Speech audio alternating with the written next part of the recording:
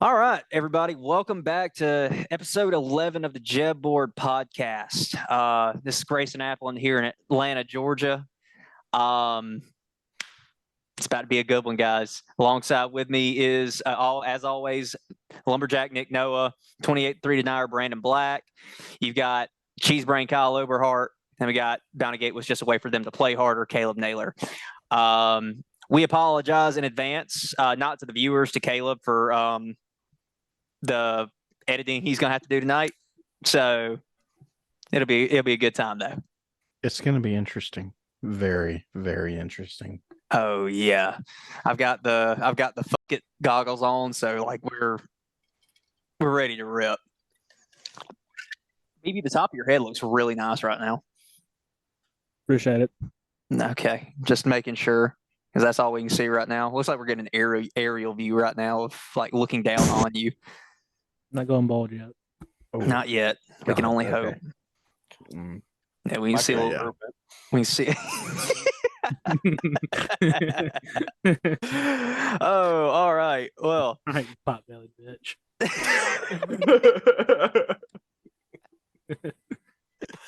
How far are we into this already? 45 seconds. Okay, because I've already refrained from 2 jokes, so let's see how this goes. I will not describe the jokes that I was thinking.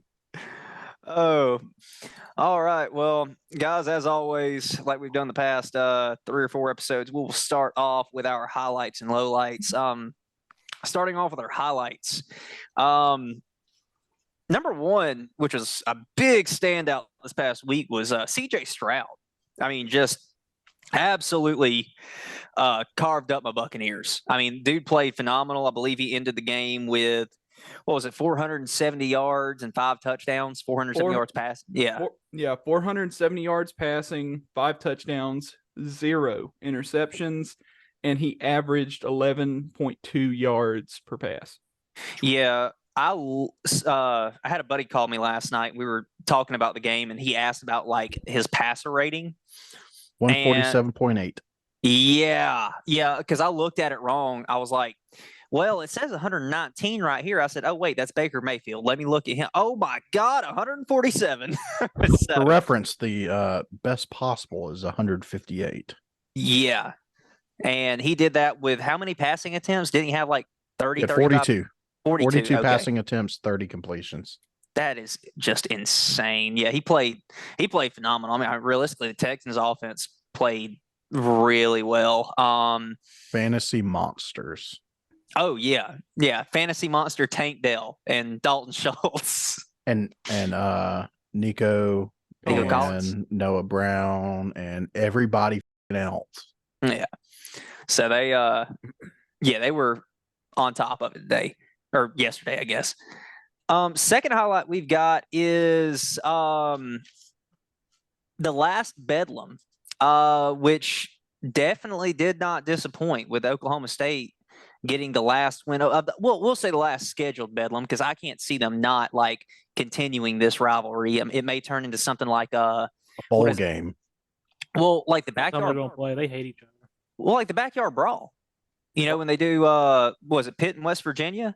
Like I could see them like maybe having it off a couple of years and then bringing it back. South Carolina, North Carolina, Florida, Florida State, Texas A&M was like Texas' biggest rivalry. And then when A&M came to the SEC, Texas said "nuh-uh," and that's what Oklahoma State said, saying "nuh-uh."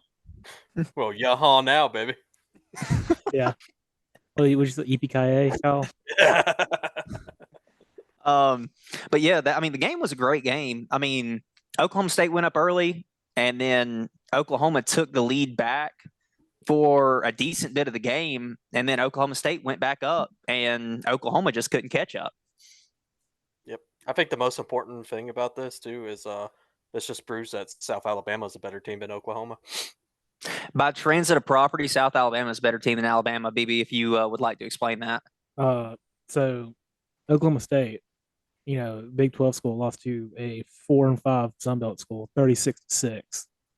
That team beat Oklahoma, who beat Texas, who beat Alabama. So moral of the story is South's best team in the state. Yeah. The best team in Alabama runs through Mobile. Absolutely. So, And then for our third highlight, was somebody. I think this is the biggest surprise of maybe the biggest surprise of the year.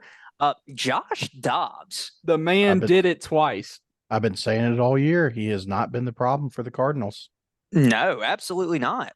And the fact that he went out there, and I'm sure you guys saw this like on Twitter or wherever. He, after that quarterback got hurt, I don't even know who it was in. Yeah, that guy. After he went down, he had to Dobbs had to practice with the offensive line his cadence. Went out there and practiced his like 3 or 4 cadences that he has, and then went out there and, like, I know in terms of fantasy, he scored I think what was like 28 fantasy points or something like that, 22 maybe. It was 22. But in terms of actual statistics, let's see. I really need to take these goggles off because I can't. I got see the stats pulled up. You want me to read them? Yes, because I can't read right now. So Josh Dobbs was 20 for 30, had 158 yards passing, averaged 5.3 yards per pass, and was 2 touchdowns. Had 2 touchdowns on the day. Took a safety at one point in the game, but it was like right when he had just been put in, so you can write that off. But plus 66 rushing yards and a touchdown. Yeah. 66 rushing yards and a rushing touchdown. On top of that, a game-winning drive in the final minutes. Yeah, not knowing his receivers' names. Not having Justin Jefferson. Well, did you see Kevin O'Connell was literally on the sideline during that final drive having to map out the plays because he didn't even know the playbook yet. It's very similar to what Baker Mayfield did last year when he went to the Rams, and like within a week of him signing and being traded, he started that game and led the game-winning drive, and he went into the locker room, and whoever caught the pass, he went up to him and was like, "That was great, man. What's your name?" And that's literally, I mean, what happened, and that's kind of what's happening now. It's like Josh Dobbs was getting lifted, in the locker room on people's shoulders, and he got the game ball, and he was like, "Thanks, guys. All right, now let me meet y'all." As the final like seconds wound down on that game, you also saw the head coach like literally embracing Josh Dobbs, and he's like whispering stuff into his ear. That's what I was saying. He was mapping out the plays. He didn't know the fucking plays. No, this was after the final score. Yeah, I was just kidding. Yeah, no, this was like after the final score. They're like embracing each other, and you could tell he's saying some hype shit into his ear. Oh, for sure. You may not be with us next year, but damn it, you did good this time. Well, that will get us into our lowlights. Yeah. Our third lowlight will be I'm sure everybody will enjoy.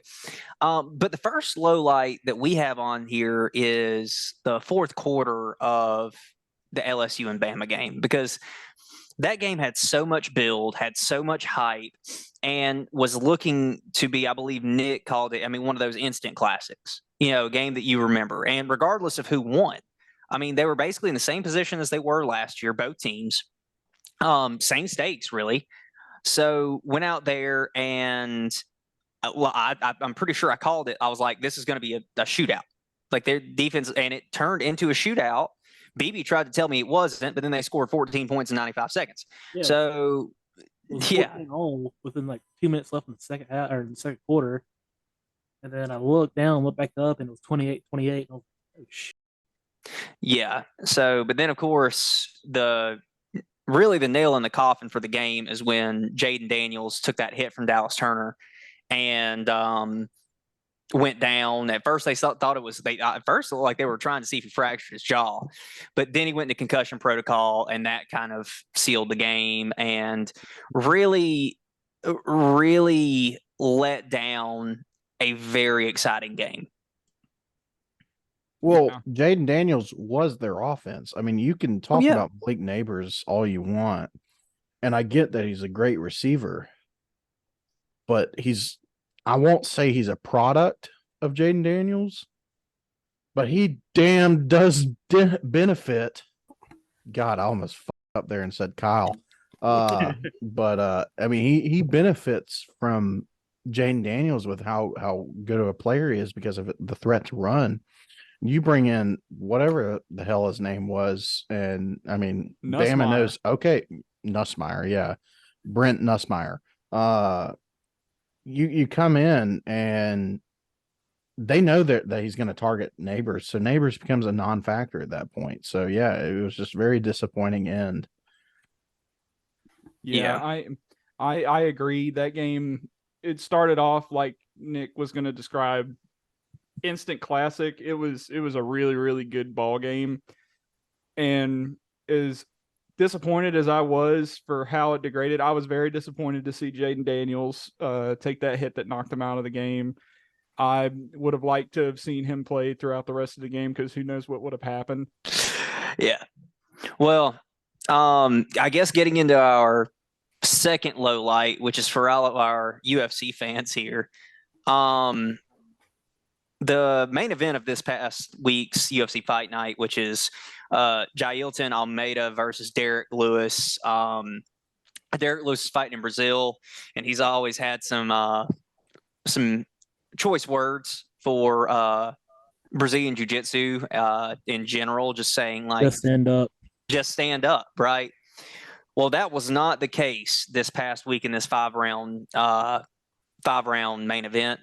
As soon as the guy took him down, Lewis laid flat on his back. Like there was no defending. He just laid straight flat on his back. And the thing is, the guy would like go full mount, and then no punches were thrown. Like there was a couple like arm triangles, but Derek Lewis doesn't really have a neck, so you can't choke him out because he doesn't have a neck. And his arms are so big that you can't like wrap your arms around him to put him in an arm triangle. So it was just like, okay, fight starts off, go to the ground. And it's like 4 minutes of ground control. All right. That's the entire round.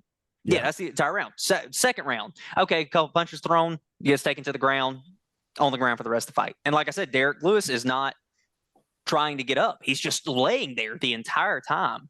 And so people like me, you know, that and Nick and BB and I think even Kyle, that actually like keeps up with the UFC quite a bit. You know, Derek Lewis is a household name for like knockouts and hilarious interviews, but knockouts.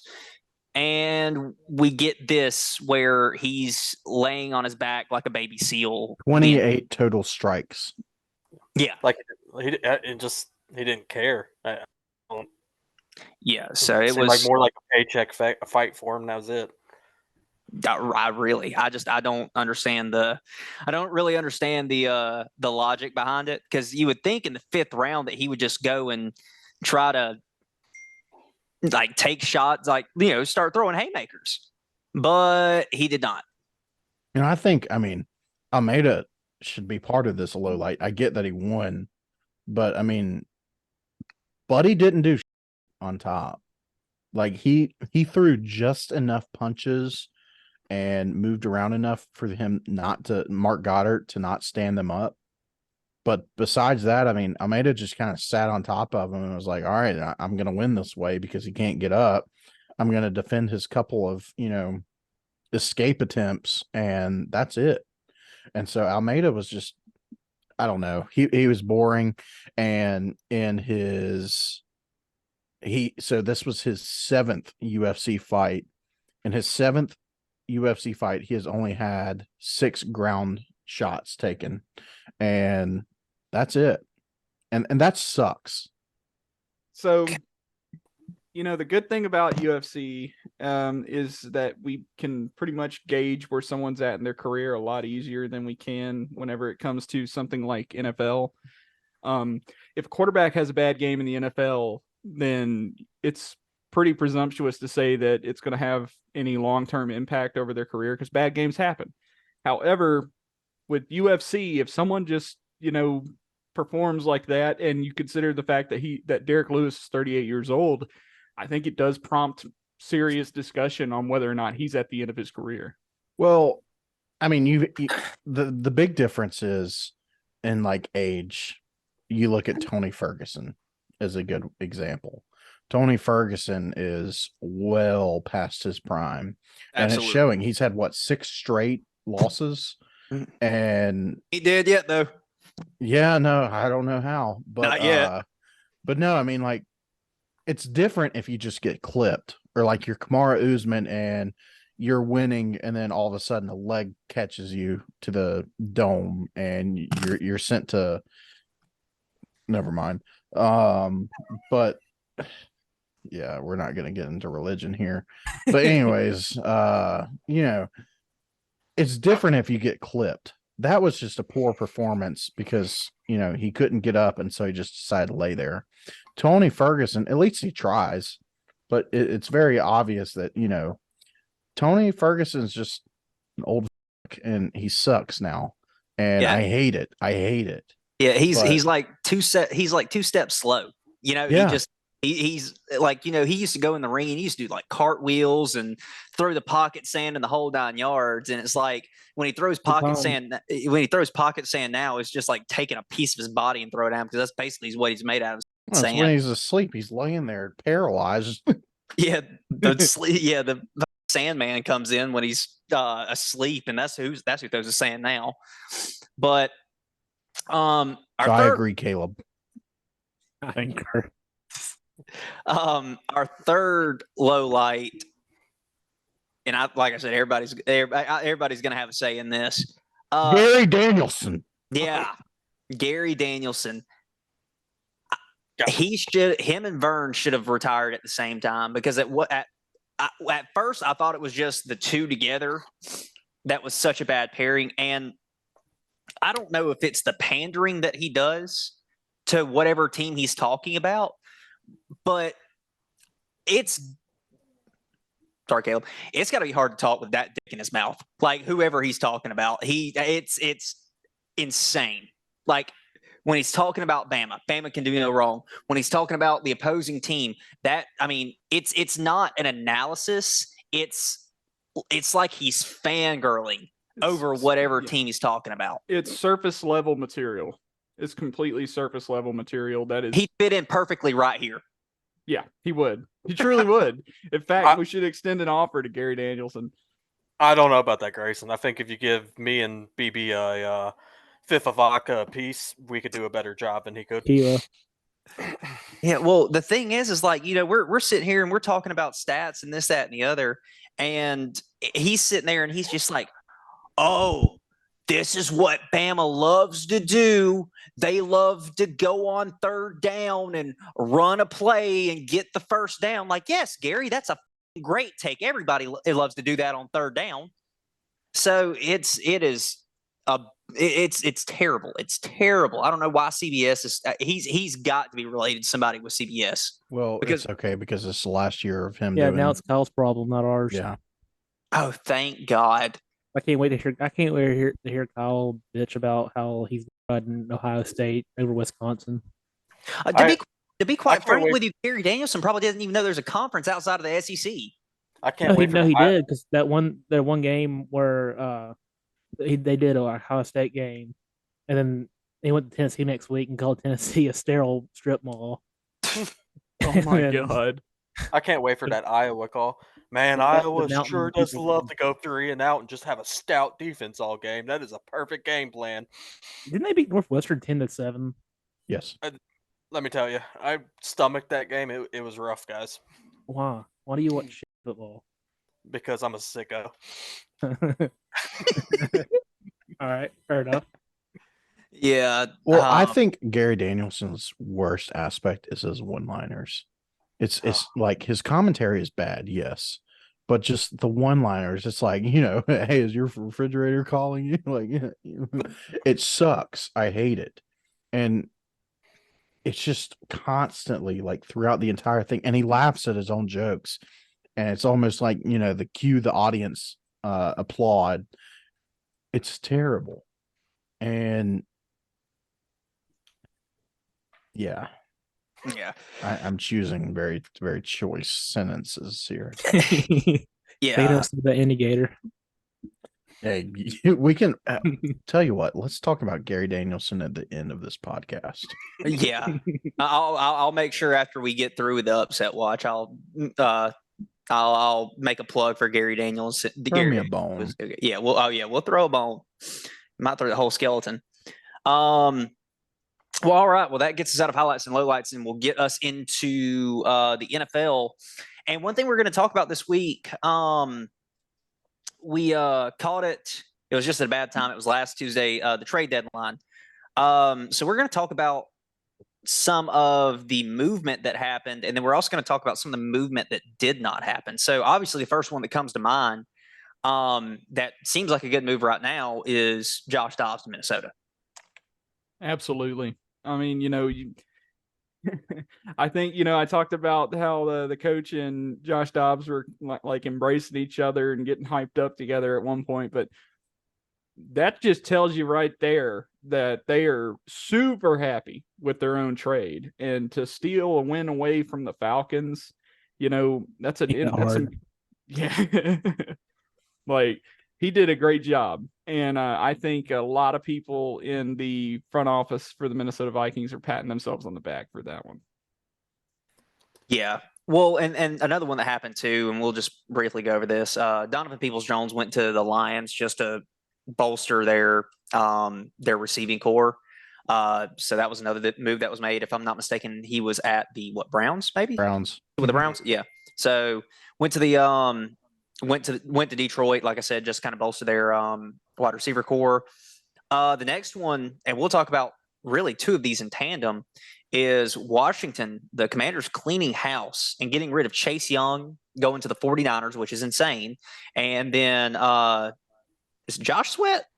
Montez Sweat. Josh Sweat's somewhere else. Montez Sweat going to Chicago, which Apparently, they played him. They played him against the Saints on Sunday. Like, didn't Well, yeah, they gave him $80 million. Well, yeah, I know, but I'm just saying, 72 million. They played him a lot, though. They played him on every single third down, which is smart. But I'm just saying, Chicago, they definitely got what they wanted out of that deal, because I don't know if Sweat recorded any sacks. I can't remember if Sweat recorded any sacks, but you could tell that they're happy to have him.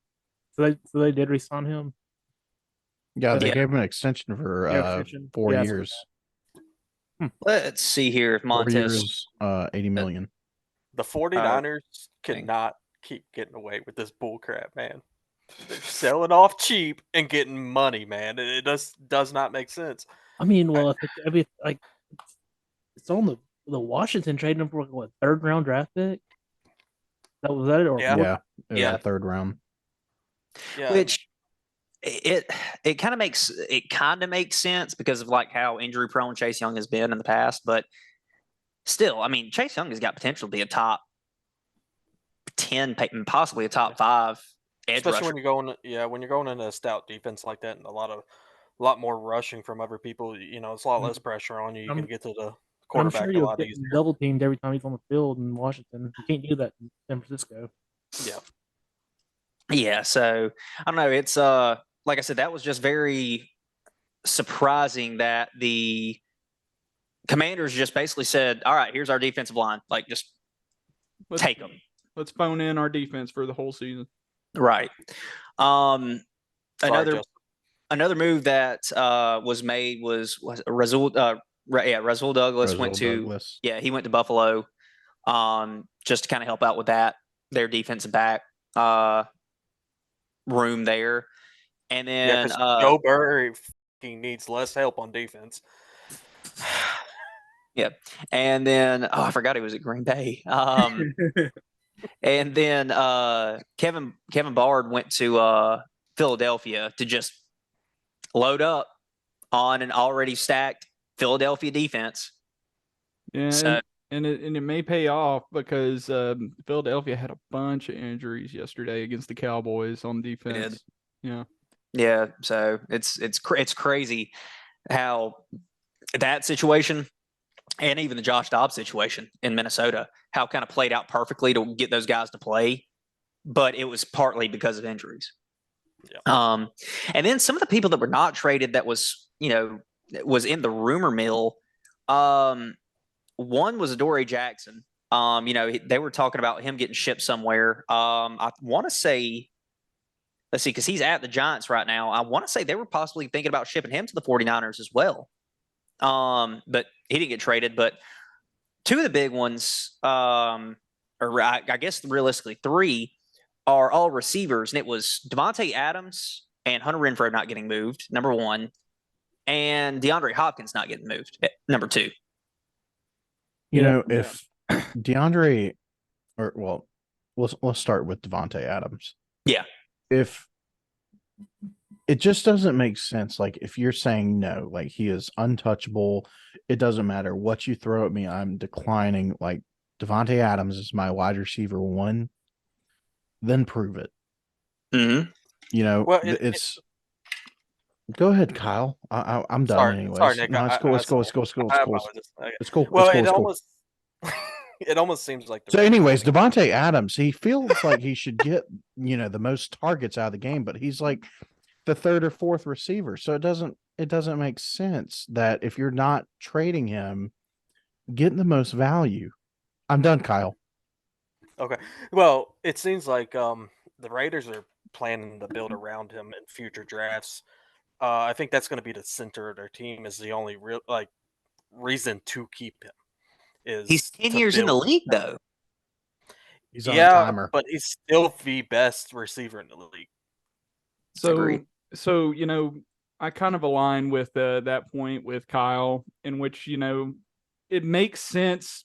It makes more sense for them to trade him, but it still makes sense for them to keep him so they can build around him, just like Kyle said.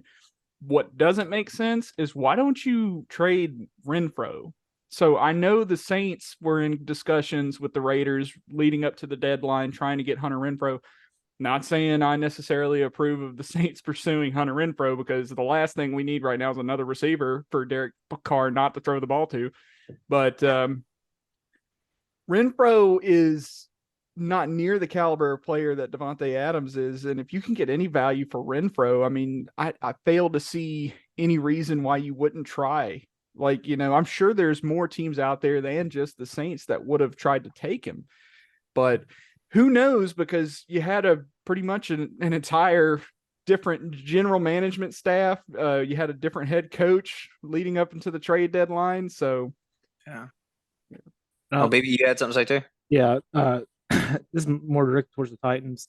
If I'm a Titans fan right now, I'm scared to death of my future, because it seems like the Titans don't know whether to rebuild or go all in, because they clearly don't have the roster to do that. And if you're going to get your top dollar for Derrick Henry, it'd probably be now, because I think pretty sure I don't know if he's re-signed an extension or anything, has he? Nope. So you're at least losing him for free. You could get probably at least a third, I would imagine, right? Potentially.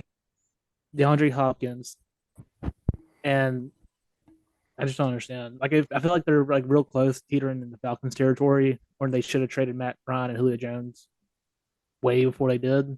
Yeah.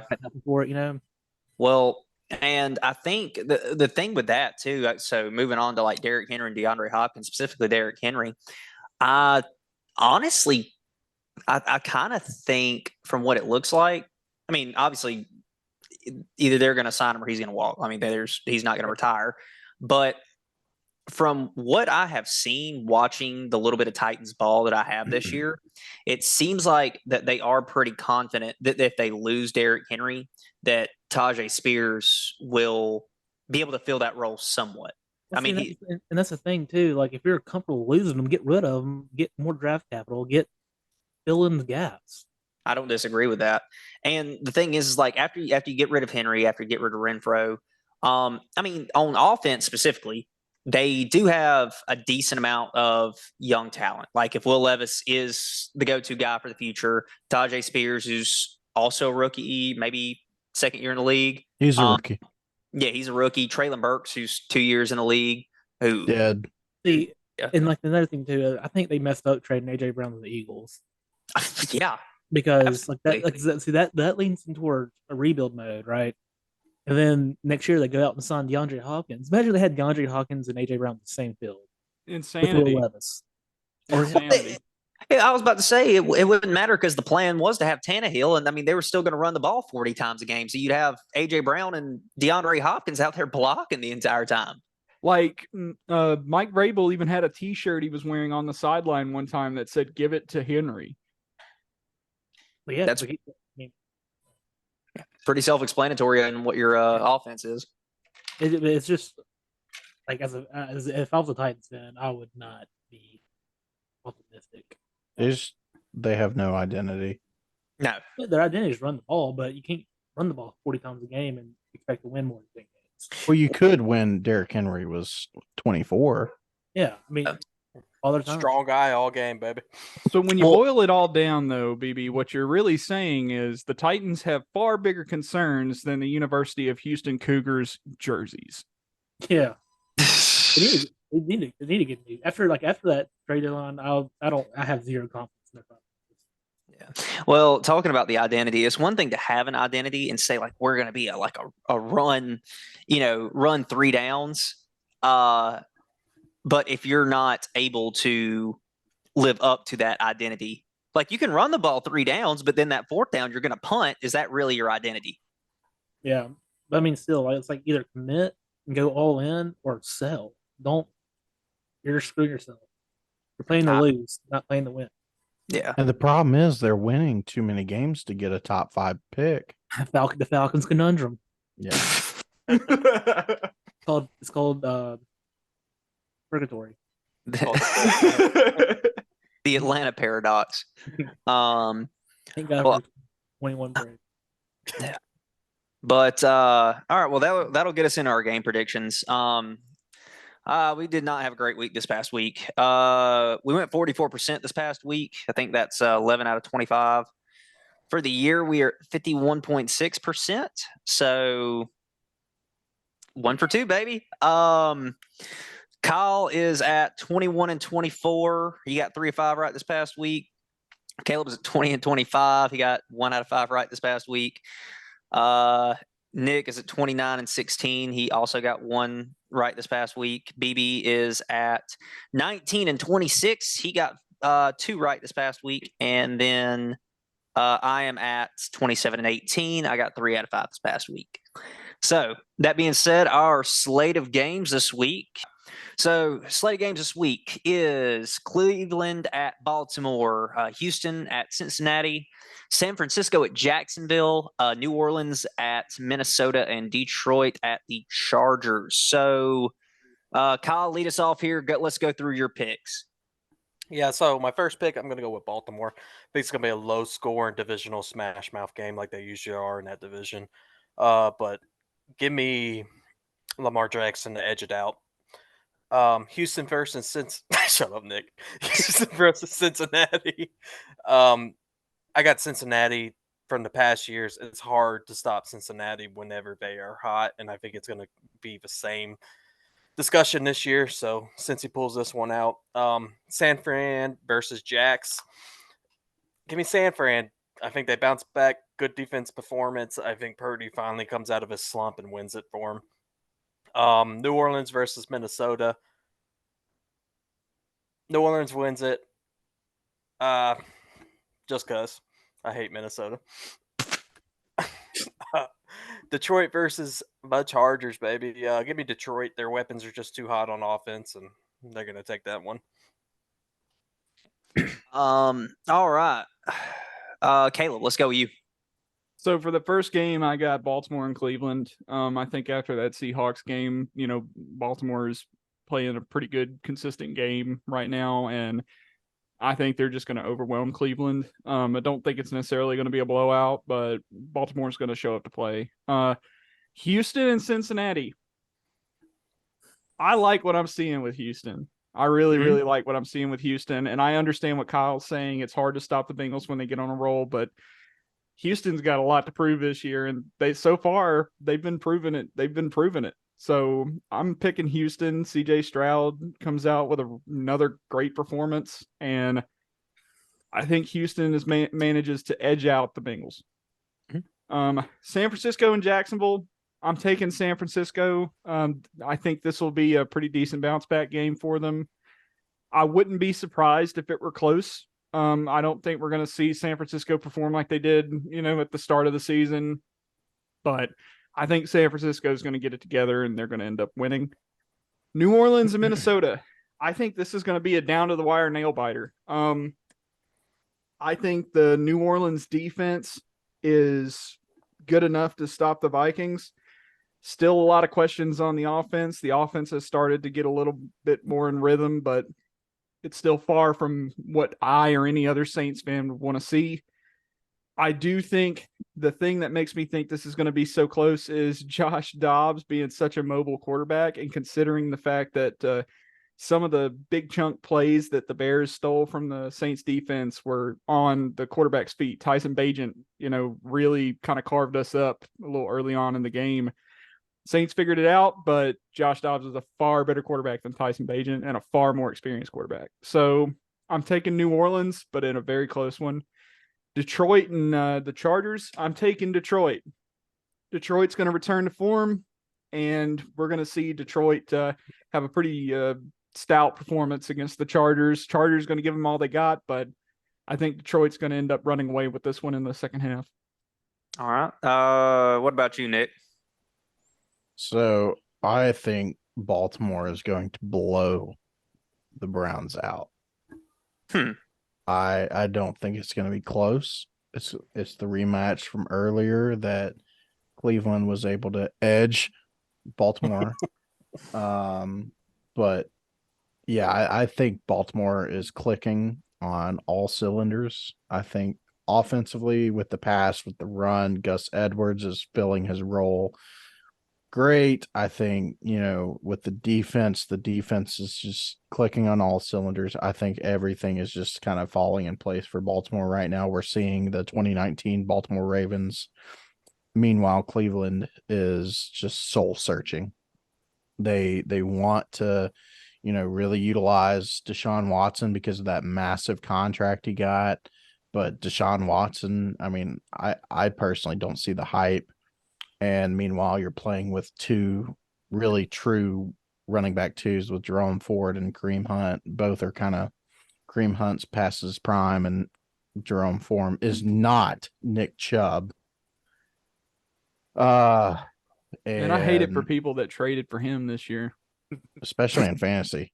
Yeah, I'd hate to be the team that lost that team, though. So Baltimore by a lot.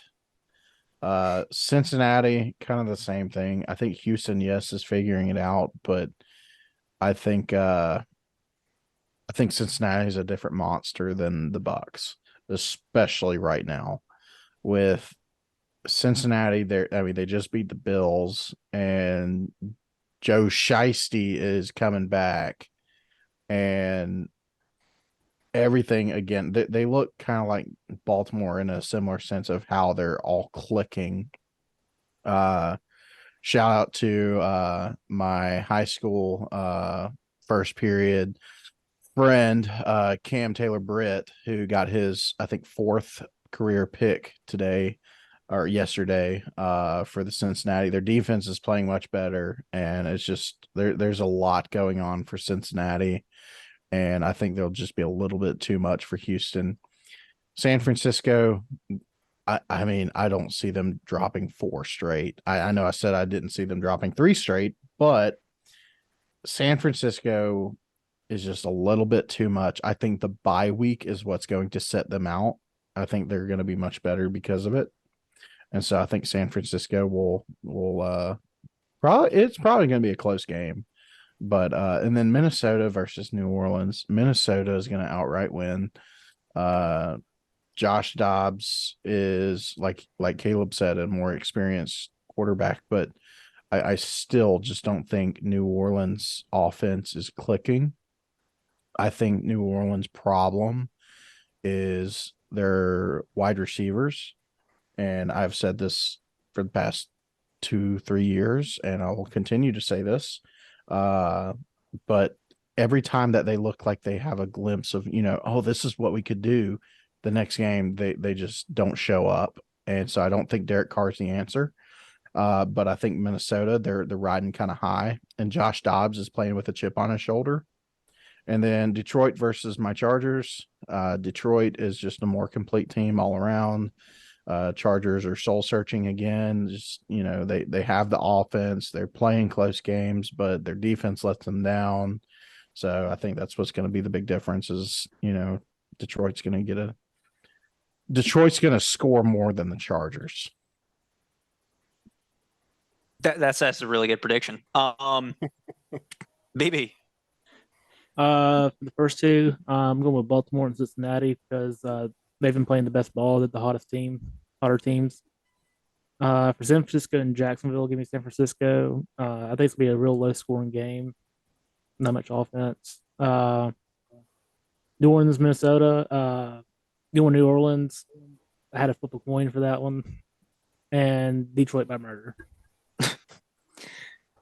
All right. Well, that gets to me. I'm going to pick Baltimore as well. I think Baltimore is a little bit consistent or inconsistent on offense. As we've seen, they can blow teams out, but then they also struggle to score. I think this game being in Baltimore is going to help them out a little bit, and I think they're going to pick up a win and even that series out this year or for this year. Houston and Cincinnati. Yeah, I think Cincinnati's hitting their stride. Cincinnati looks good. Joe Burrow's he's back. He doesn't seem like he's injured anymore. I mean, he injured his finger mid-game, but obviously that didn't stop him this past week. So give me Cincinnati there. For San Francisco and Jacksonville, I'm actually going to go Jacksonville, and the reason being is I think the holes San Francisco has are glaring, and I think it's going to be a slugfest. I think playing in Jacksonville is going to help a little bit. I know Jacksonville doesn't necessarily have like the best like home atmosphere, but I mean, Jacksonville, while San Francisco has been on a downward slope, Jacksonville's kind of been on an upward slope, and they basically figured out who their go-to guys are. You know, it's Travis Etienne and Christian Kirk. So, and then Evan Ingram is thrown in there too. So I think Jacksonville. I think it'll be very similar to like I believe it was like the Pitt game, like a 20-10, but a little bit closer. It's probably like 20-14, 20-17. New Orleans, Minnesota. I'm going Minnesota. I just don't really trust New Orleans right now. When I look at New Orleans, they kind of seem inconsistent, and quarterback play is not the best. I feel like we talked about on No Dog in the Fight, I feel like the best way they'll have to win is to be able to utilize Taysom Hill in different positions. But there again, they have to figure that out though. That's something that New Orleans is going to have to figure out. So give me Minnesota there, and then Detroit and Chargers. Give me Detroit. The reason being, Detroit looks like the most consistent team in the NFL right now. So with them being the most consistent team, the Chargers, they have a great offense or pretty good offense, but their defense is still lackluster. And with them being the 32nd ranked passing offense, I feel like Amon-Ra St. Brown and possibly even Sam Laporta is just going to have a field day. So, well, getting out of the NFL and going into college football now. Our game of the week this past week, I'm going to let Kyle take this one away since he's our Pac-12 spokesperson. Washington and USC. Kyle, if you want to kind of expound upon that game. Obviously, it was a great game. Final score 52-42, high-scoring game. But if you want to go into detail a little bit more. Yeah, so if you don't like defense, this was the best game of the year. I mean, just you had Caleb Williams with 312 yards in the air with 3 touchdowns. Penix, which we'll get to later, 256 yards with 2 touchdowns. Rushing for Washington, 256 yards with Johnson. Jones on USC had 127 yards rushing, and to cap it all off, the cherry on top, Caleb Williams crying like a little bitch. Just beautiful. Just beautiful. It was a great game. I can't wait to watch this in the Big Ten next year. Yeah, well, and that being said, too, talking about player of the week, you mentioned Dylan Johnson. 26 attempts, 256 yards rushing. I mean, that's just insane. 4 touchdowns, 9.8 average with his long being a 53. So even if you take that one attempt at 53, he still has over 200 yards rushing with 4 touchdowns. So, I mean, and I know when we were talking about this yesterday, we were like, oh, but it was USC's defense, but 256 rushing yards in a game, period, is impressive. So that's our player of the week this week. And sorry, Grace, I didn't mean to cut you off, but to circle it back to Caleb Williams, I really do think it would be a cool discussion for us to have on whether or not, given that USC is completely out of competition for the Pac-12 championship now, do we think that Caleb Williams phones it in, or do we think he plays again for the rest of the season? I'll say this. I think he plays the rest of the year, just based off of like bowl game. Who knows? But I think he plays the rest of the year just because you could see how. I mean, like Kyle was talking about, he was very emotional after the game. So it's like a love of the game thing. I think he's going to continue, like knock it out, continue to play. But now that they basically know for a fact that they're not going to be playing for anything other than the Little Caesars Alamo Bowl or wherever the hell they're going to be playing in, like the Dollar General Bowl. They won't. He won't play in that, but he'll finish the season out. And honestly, like, because they're not going to be in the college football playoff. Highly doubt he's even going to make it to the Heisman Trophy presentation at this point. So I would not be surprised if you see him tone it down a little bit, and maybe the whole offense tone down a little bit. But that being said, he's still got to make his draft stock look good. Like, I know it's kind of guaranteed that he's going number one, but you don't want to, number one, you don't want to seem like a quitter. And number two, obviously there's more incentives going higher in the draft. So I think he still plays and plays at a high level. Yeah. Caleb Farley is a great example of people that he was a corner for Virginia Tech it was like 2 years ago, that sat out an entire season and for his draft stock because he had a small injury, and he sat out because he knew they weren't going to do it. And he dropped, I think he was projected to be the first overall corner and dropped down to like the fourth. And so I think Caleb Williams sees those kind of implications that if I sit out, teams are going to take other quarterbacks over me. And I don't think he wants that. I think he stays the regular season, sits out whatever bowl game they get to. I just don't know if they're going to give him what he wants. He wants ownership on whatever team drafts. Yeah. I don't think any team is going to give him that. Like, I know if he's serious about that, no matter how good he is, he's not getting drafted overall. Yeah. Well, I mean, part of that could also be a ploy. That could just be like a little marketing. The Bears. Yeah, that's basically what I'm saying. It's like, fair enough. Eli did it. Yeah. So basically say like, hey, if you're and that being said, like if they do pull the trigger on it, they do get him ownership. I mean, he gets paid more, so great. That's and he has a little bit of, I guess, decision making, which is kind of scary for a 23, 24-year-old guy to have that decision making for an NFL franchise. I guarantee they'll give him like 1%, and then they're just gonna like dilute the shit out of that. Minority owner. Mm-hmm. All I ask is the football gods give us USC versus Iowa in a bowl game. That's all we want. Yeah. That's what you want. That's what the world wants, Nick. I don't. What do you even like? How's that game even go? Like that's a cluster of terribleness, and it would be just amazing. Horribleness. Terrible. Depending on how much of a hardliner him and his agent are for that, share, like be a minority holder, what have you, like that share of the franchise, that demand, how far do you think it impacts him falling?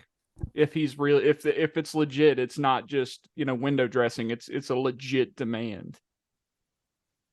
Yeah, well, that's kind of what that's what I was kind of alluding to, is that he's putting that up front and making that known and saying like, yeah, I want ownership in a team. Is it illegal for active players to do that? I don't even know. To be quite honest with you, I don't. I don't think any player has done that before. Because like Patrick Mahomes owned as part owners in like other sports teams in Kansas City, but not the Chiefs. I feel like there's some kind of agency. Yeah, because like all players that I can think of that have any ownership stake in any teams are all like done playing. Like Tom Brady, Peyton Manning. I tell you what, if he does want to get done, hire Scott Boras. He'll have him own the NFL. Well, the thing is though, is like, he's not trying to go to the Bears. He's probably not trying to go to the Cardinals, but I guarantee you if like he drops enough and the 49ers are like, hey, we're thinking about taking you, he like the whole ownership thing doesn't even get brought up. If he goes somewhere like there, or I would say possibly even the Broncos or something like that, I feel like, there's precedence of that being done without going that far. Because Eli did it, but he said, I'm not going to San Diego. Yeah. He forced his way into New York. I always thought the rookie contracts were set in stone anyways. I thought there was no like negotiations on that. Like lengthwise, but there's incentives and monetary value, I think. Like there's a certain if a player refuses, then they refuse because the contract signing is the day after. And a lot of times after the last round of the draft, not the day after the first round. It's the day after the last round of the draft. So they still have like about 4 days before their contracts are signed. And another thing that I'm wondering, and I'd have to read up on this, but like if by chance he doesn't get what he wants and decides, you know what, I'm just not going to play in the NFL. Like I'm not even certain, but I'm like, if he's ever to play in the NFL ever again, whatever team drafted him has their draft rights in perpetuity until they trade those draft rights away. Mm-hmm. And like as far as I know, so because the same thing happened with Jim Kelly when he was drafted from Miami to Buffalo. He didn't want to play for Buffalo, so he went and played for the USFL, and then USFL tanked, and he had no choice but to go to Buffalo. God, just hang that over his head his entire basic like non-career until he wants to come back. And then like if this does happen, just imagine the disaster it's going to cause in future years. Imagine like like Patrick Mahomes, like, oh wait, I don't own any part of the Chiefs, and I'm signed on a 30-year contract. Well, and another thing too is like, especially with how NIL now is nowadays, someone like Caleb Williams could have the potential of sitting out multiple years and not playing and still being financially sound. Because I would like see the thing with NIL money. It's good for rising juniors, but if you're after that junior year, you turn down. Yeah, you probably make more money in your senior year, but that's just 1 year. You can get generational wealth being a first round draft pick. Yeah, absolutely. So, all right, well, I guess we'll go into our game predictions now, and just going off the records of this, we did a whole hell of a lot better than we did in the NFL. We went 68% on games. I believe that's 17 out of 25. Kyle is sitting right now at 29 and 22. Caleb is at 33 and 18. Nick is at 35 and 16. BB is at 30 and 21. And then I am at 36 and 15 for the year. So our games this week, we're kind of, at first we're talking about games we're almost SEC heavy, but we found some other games throughout the country. Michigan Penn State's the big game this year. Behind that we have Tennessee versus Missouri, big SEC East matchup. Ole Miss and Georgia, which is another kind of like high stakes SEC game. We also have Utah and Washington. We threw that on there just for Kyle because it's Pac-12. And then finally another, it's not necessarily a high stakes game, but it looks like it could be a competitive game. And with the nature of the ACC right now, Georgia Tech and Clemson. So what we'll do is we'll start off with Kyle here, and then we'll go through each of our picks. So Kyle, who you got for Michigan and Penn State? Yeah, I'm going to go with Michigan here. I just think the offense is too much to handle for Penn State, as we saw with Ohio State, which I think Michigan's offense is better. I think Michigan's beats them, and I think they beat them by a lot. Mm-hmm. Caleb? Yeah, I'm thinking Michigan. I'm thinking Michigan in this one. it's so hard for I've tried to find a reason for why I didn't think this was going to be a blowout, and it's just been impossible. I think Michigan wins big too. Nick. I'm not thinking, I'm knowing. Michigan by at least 31. All right. Wow. That's Nick's out of Oh, pocket. shut up. You're fucking oops all fucking week. Yeah. I don't want to fucking hear it. The Andygators have arrived. Sponsored Ladies by and gentlemen, Andygator. You picked a number BP can't even count to. 31. Sorry, Kyle. Yeah. BB, who do you have in Michigan and Penn State? I have Michigan. They're a wagon.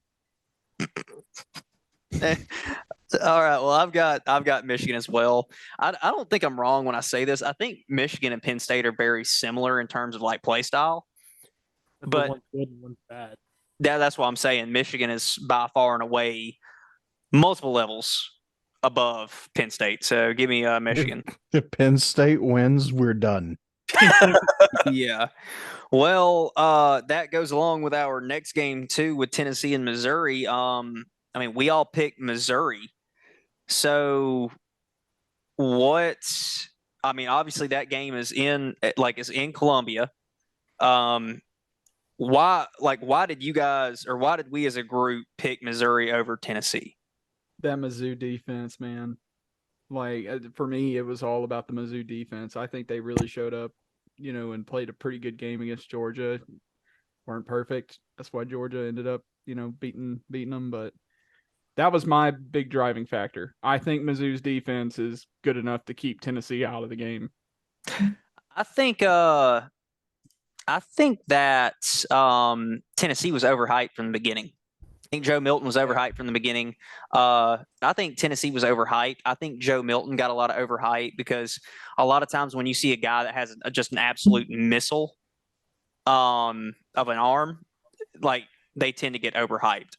So, and as added is shown, they're focusing more on their rushing game, and that kind of goes into what Caleb said, talking about how Missouri's defense will be able to kind of stuff them. And I think Missouri gets a comfortable win. I say they get 10+ point win. See, I think I actually sat with this pick for a while because Missouri had the heartbreaker loss to Georgia. I mean, it wasn't like it was, they threw a pick to end the game. It wasn't a walk-off, but it was still like, they were competitively in that game. Tennessee played Connecticut and, I mean, kind of had a chance to really show what their offense can do. And so I honestly had a trouble picking this game because I thought it was going to be very close. So I think this can go either way. I would not be surprised if Tennessee does win, but I think Missouri on paper and from what we've seen this year should win. So I've got Missouri by close, but Kyle, anything to add there?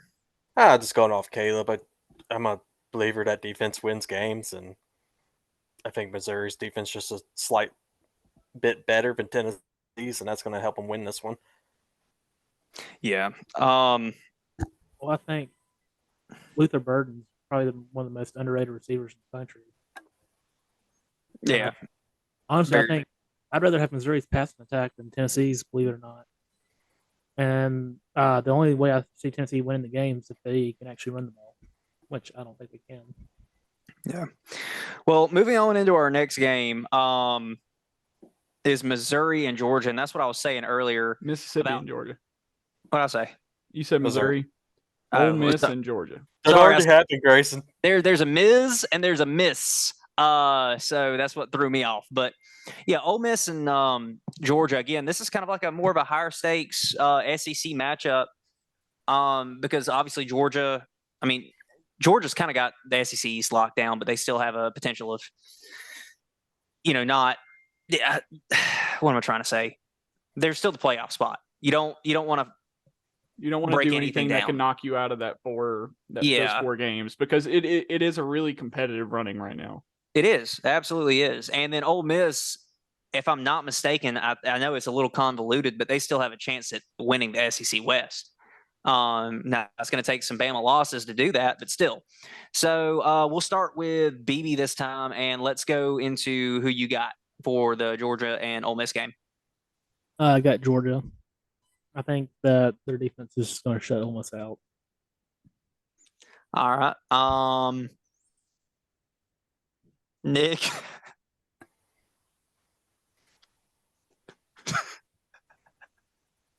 Nick. Yoo-hoo. I'm listening. We know. Pity for your thought. Georgia. All right. Caleb. A little bit of gamesmanship with my college football picks. I respect that. A little bit of gamesmanship. I do think Ole Miss does have a chance to win, and that's why I picked Ole Miss. I think Jackson Dart is going to have a legacy game. So, yeah, I got Ole Miss. That's I got Ole Miss's offense. at 6 o'clock at Georgia. He's going to have a legacy game. I think Jackson Dart's going to have a legacy game. Hey, 9 times out of 10 they win this game, but not tonight, boys. Any given Saturday, I think Jackson Dart, after this game, is going to be Gonna sitting need on a the dart. sidelines crawling. Because here's the thing.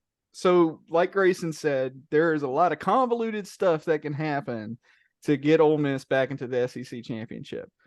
But I don't think that's going to happen. I think Ole Miss, if they're looking at Alabama's schedule for the rest of the year, if I'm an Ole Miss fan, or if I'm an Ole Miss player, or if I'm Lane Kiffin, I'm pretty much resigning to the fact that we're not going to the SEC championship. And I am highlighting this game against Georgia on that schedule, because at this point, that's these seniors that want to make a memory. What better memory to make than beating Georgia? So I think we're going to see Ole Miss play against Georgia like we have not seen Ole Miss play this entire season. They're going to play even better than they did against LSU.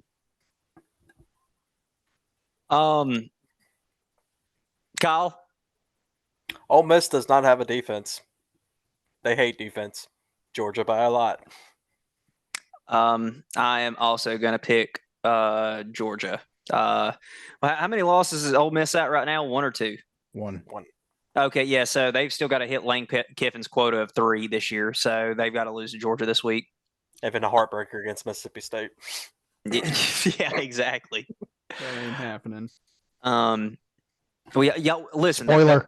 That'll be a game prediction for later on. Let's cool our jets here. Next game is Utah versus Washington. Kyle, go ahead, take it away with why you're the only person that picked Utah against Washington. I request that Nick mutes Cam it. Rising. Because Cam Rising legacy game. That's why. No, I Bro, think I'm tired of these fucking Pac-12 ass schools always being in our fucking picks because they're trash. They suck. They're not good. They went out and won 27 fucking straight games at the very beginning of the game or the season. Yeah, that's cool. Great. You're in the fucking Pac-12. You suck as a conference. That's why you're fucking gone. No. You name me another quarterback that's having more fun though right now. Bo Nix. Yeah, you I don't can't. give a he's a fuck because he went from Auburn to all the way over to Oregon because he was scared of competition because of Brian Harsin. So I don't give a Yeah, Pac-12 sucks. Which one's better off, Nick? Who the fuck cares? Oregon's not Exactly. getting in. Anyways, I picked Utah. I think Washington coming off a high-scoring game like that, been hitting a stout defense. It's going to be a trap game for him. So I think Utah. My pick is Washington. I concur. They're better than the Big 12, Nick. Yeah. Oklahoma rated ass coming in here.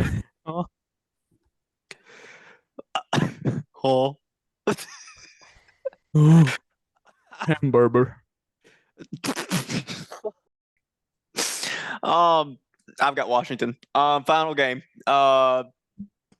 Did everybody pick? Everybody get their pick in for our Pac-12 game of the week. Yeah. Okay, just making sure. Finally, Georgia Tech versus Clemson. Let's start off with Nick on this one. Clemson. I concur. Better yet, let's talk about Michael Thomas not having a single catch this last game and just doing cardio. So let's just talk about okay. Okay, Clemson. Nick's about to rip a hole in the timeline. A whole hole. I'm getting antsy. A whole hole. BB concurred. Kyle.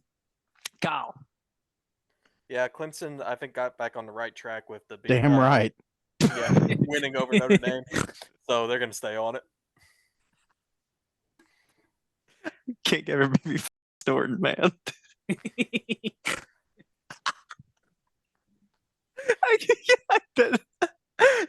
Yeah, that's the one. BB laughs how Hehe spells.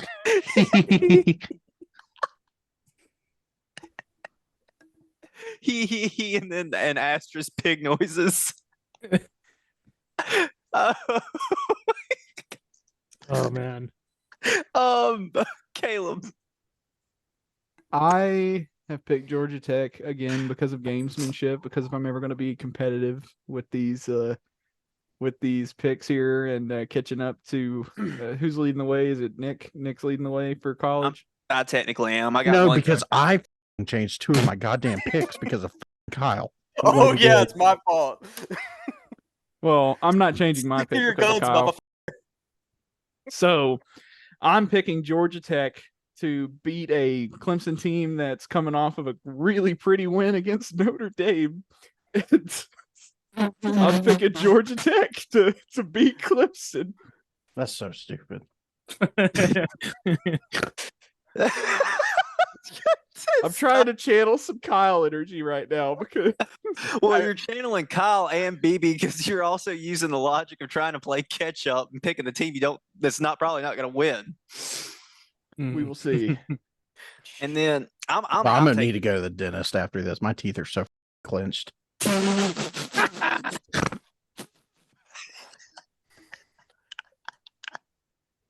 I'm taking. I swear, BB gets right up to his mic.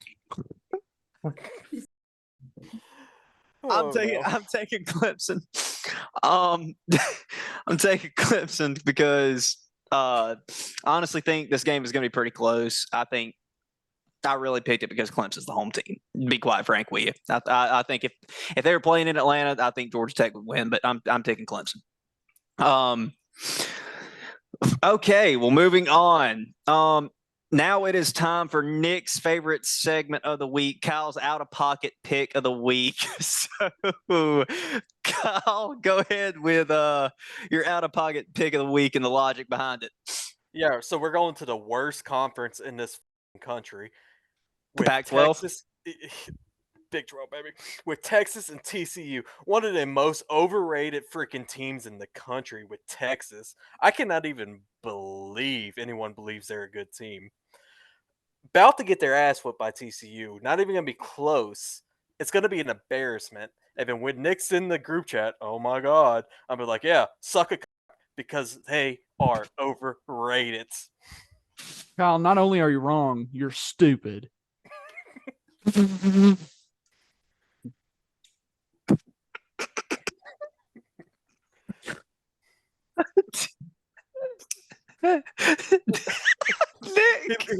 He looks like LA Knight when he takes off his sunglasses, bro. Yeah. Come on, dude, but nah. Dude, Nick is having an existential crisis right now. Between my Georgia Tech pick, Kyle's TCU pick. Nick is broken. Hey, Nick, I think your screen's frozen.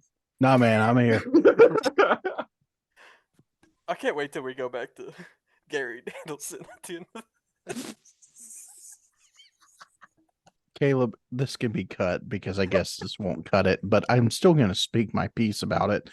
So, Go Gary ahead. Danielson. All right, well, that gets us into our final segment, Upset Watch this week. And we kind of agreed upon that it was going to be Miami and Florida State. Florida State being undefeated. No way, BB. No way. No way. Short. Oh. I needed a laugh. Florida State's undefeated, top of the ACC right now. Miami season's done. They're playing in the Alamo Bowl. What does Miami need to do to beat Florida State in Tallahassee? Nothing. Okay, good. They need to play quite literally their best game in the Mario Cristobal era. If To me, Mario. if they play Super Mario football out there, we're gonna end up seeing a really exciting game, and I think Miami can edge them out and everything. And that's like the fourth time someone has said that today. But so I'm thinking if this were any other rivalry, it would be easy for us to pick the Florida State type team. But, this is Florida State versus Miami. This is an in-state rivalry that's been going on for a very long time. And there's nothing more dangerous than a team with no purpose to live for than be a spoiler, especially for someone that's a contender for not only the ACC championship, but the college football playoff. Crazy suggestion. Nova Ball if you're winning the game. I know that sounds crazy, but hey, I think that is a game-winning advice column there, Kyle. Yeah. Well, for Miami to win, they're going to have to hit Jordan Travis with a team bus on the way in the stadium. And then they're going to have to publicly execute Keon Coleman at the 50-yard line before the game even starts. And then they have a slim fitting. Huh? Hasn't Coleman been out lately? Well, if they publicly execute him at the 50-yard line, he's going to be out for a while. All right, guys. Well, that ends a very chaotic episode of the JEB Board podcast. Make sure you guys follow us on Twitter and Instagram at JEB Board for Twitter, at JEB_Board_podcast for Instagram. Listen to us on Apple Podcasts, Spotify, and YouTube. And go check out No Dog in the Fight, the fantasy podcast. We just did episode 2, so go check that out as well. And until next time, if we are able to do an episode again, we don't get canceled, don't get hard counted.